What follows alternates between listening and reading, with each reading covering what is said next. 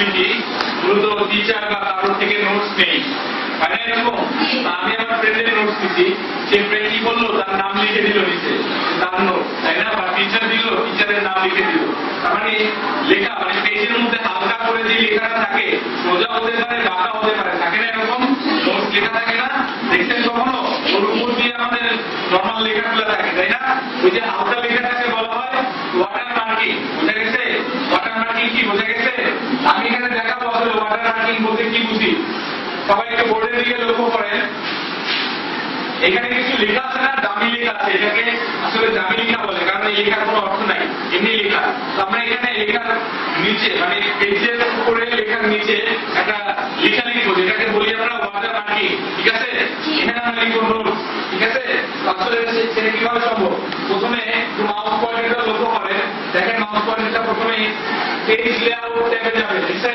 সবাই এখানে লক্ষ্য করেন, সবাই এখানে লক্ষ্য করেন, দেখেন পেজ লেআউট ট্যাবে যাবে প্রথমে। এরপরে দেখেন এখানে পেজ ব্যাকগ্রাউন্ড দেখছেন, পেজ ব্যাকগ্রাউন্ডের উপরে দেখেন এখানে লেখা আছে ওয়াটার মার্ক, দেখছেন ওয়াটার মার্ক। এখানে একটা অ্যারো আছে দেখছেন, তার মানে ভেতরে আমাকে যাইতে হবে। কি আছে আমি একটু দেখবো, ক্লিক করি, দেখেন এখানে অনেকগুলা এখানে লাইব্রেরির মতো নোটের মতো দেওয়া আছে, এখান থেকে তুমি কোনটা পছন্দ করতে চাও। বোঝা গেছে আসলে ওয়াটার মার্কিংটা কি? কনফিডেন্সিয়াল হতে পারে, নোট কপি হতে পারে, অনেক আছে না কপি করে নিয়ে বলে আমার নোট, এরকম কিছু দেওয়া থাকলে সে আর বোঝা যাবে না যেটা সে নিজে করছে। বোঝা গেছে? আমি এখানে চাইলে মাই নোট লিখতে পারি, তারপরে কি ডু নট কপি লিখতে পারি, এরকম থাকে না?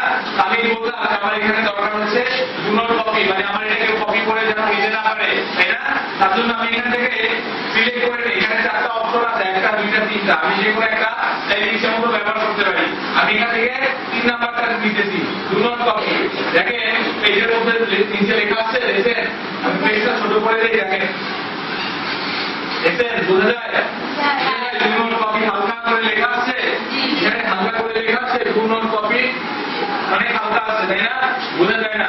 তো এটা যখন আমরা প্রিন্ট করবো আমার মূল লেখাটা কিন্তু ঠিকই বোঝা যাবে, মূল লেখাটা বোঝা যাবে, কিন্তু পেছনে যেটা হালকা করে লেখা আছে যেটাকে ওয়াটার মার্কিং বা ওয়াটার মার্ক বলতেছি সেটাও বোঝা যাবে, কিন্তু সেটা পেছনে থাকবে, তাই না? পেছনে থাকবে। বোঝা গেছে? ওয়াটার মার্কিংটা কি বোঝা গেছে? এখনো কারো সমস্যা আছে? ওয়াটার মার্কিং বলতে কি বুঝি আমরা জানি তো? তার মানে আমরা এখন ওয়াটার মার্কিং করতে